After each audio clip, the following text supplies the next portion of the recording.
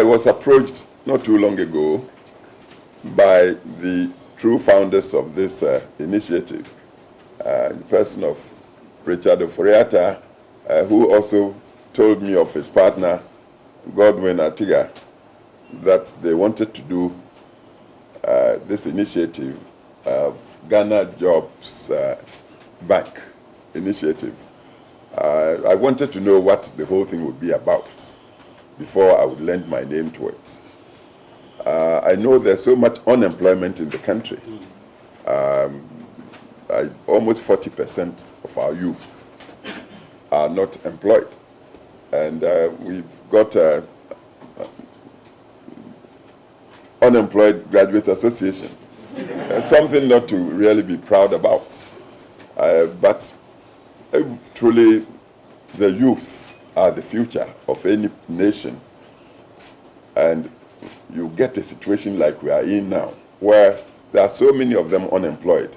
Then, if you are truly concerned as a citizen, let alone as a human being, then you know that the future may not be too bright unless there's a solution to the unemployment situation.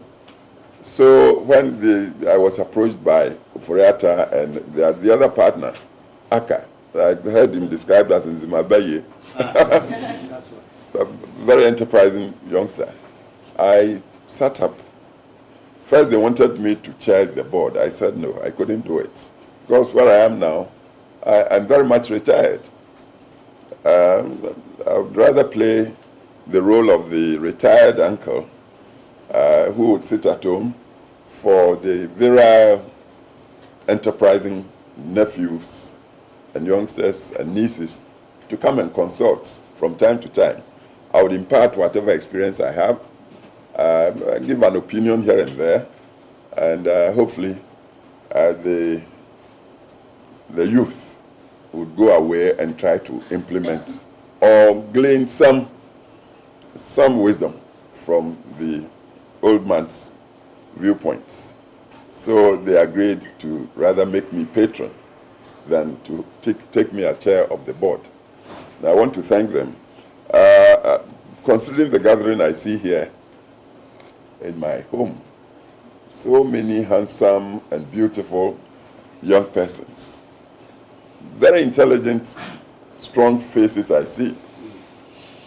I see that this thing is off to a really good start.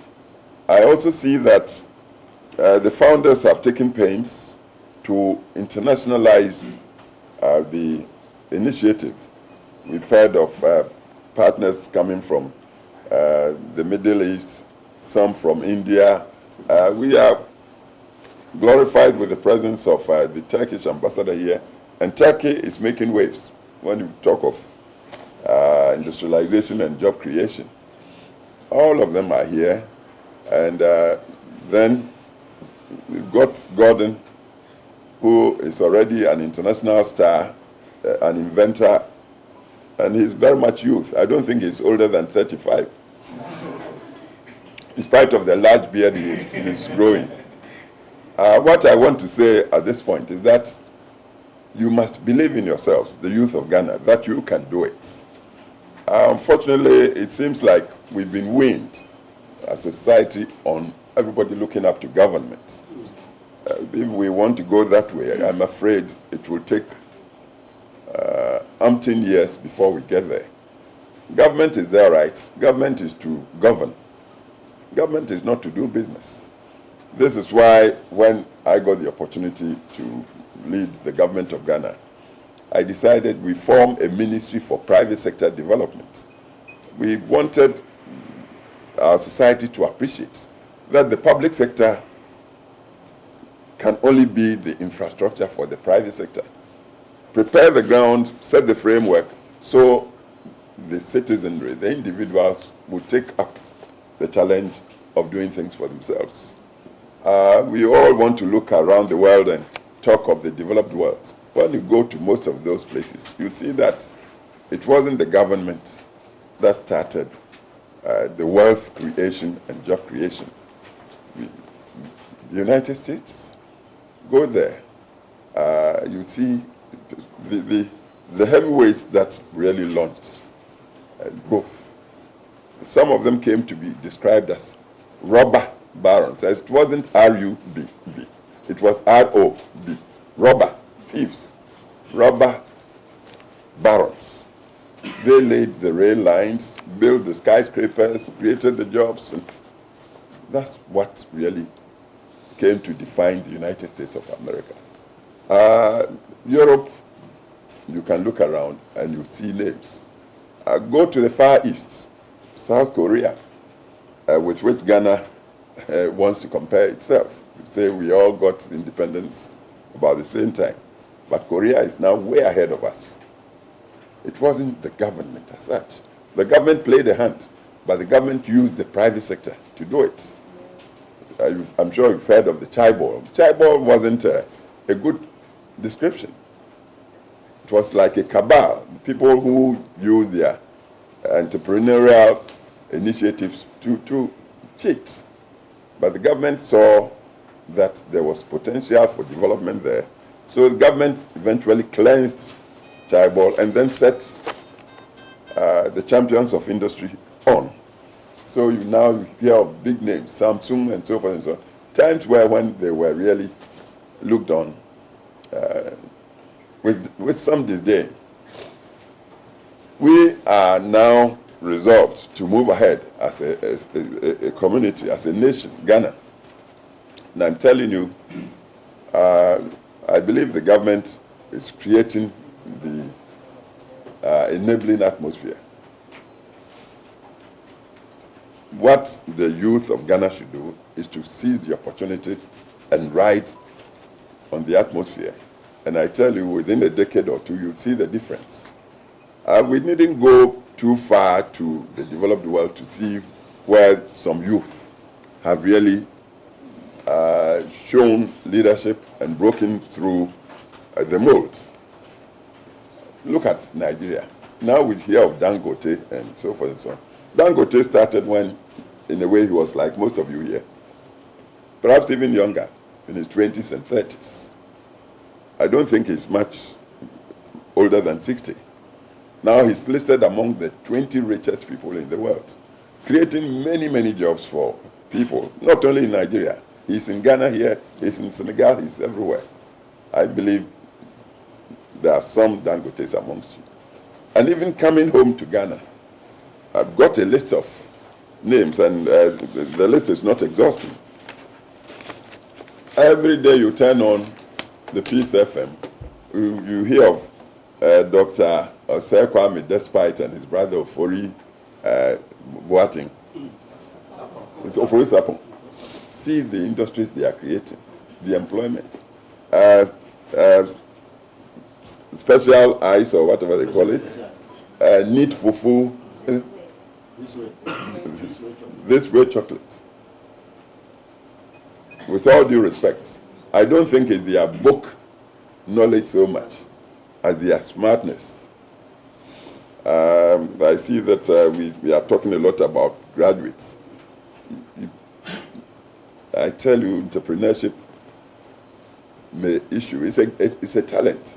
You needn't go to university before you become an entrepreneur. They are doing it. Then look at Sekens. Sekens started when he was like you, 20s, 30s. If you care to drive around the Ridge area, you would see Lisa Hotel. Is it? Lisa Hotel. Lisa Hotel. And other achievements of that man.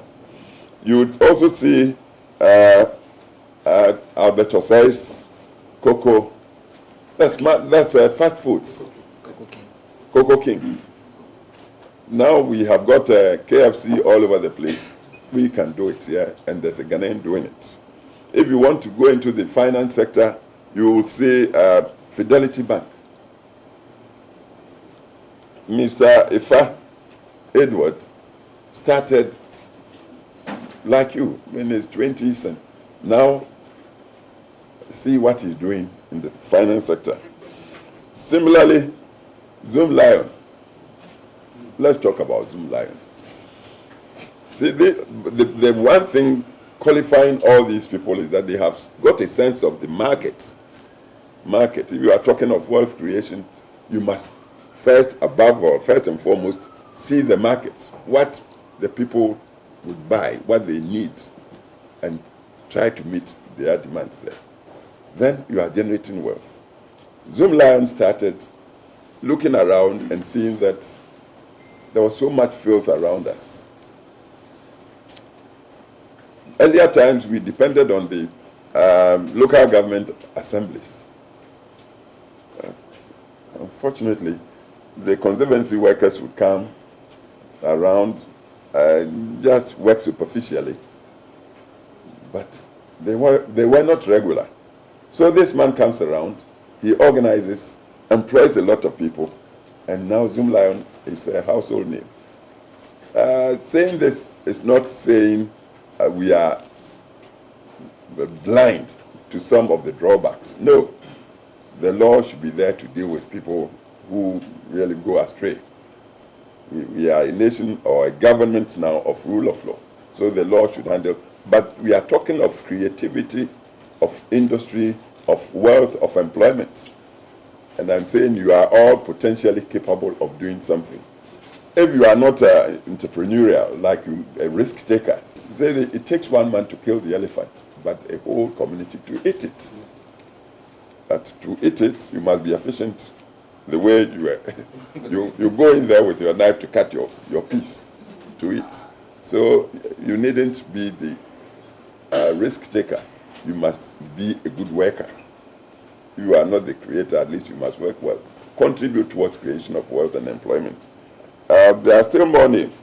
Mrs. Nokodua, that woman, of course, I'm not too surprised. It's like genetic, because her father, the late Omabo, did so much.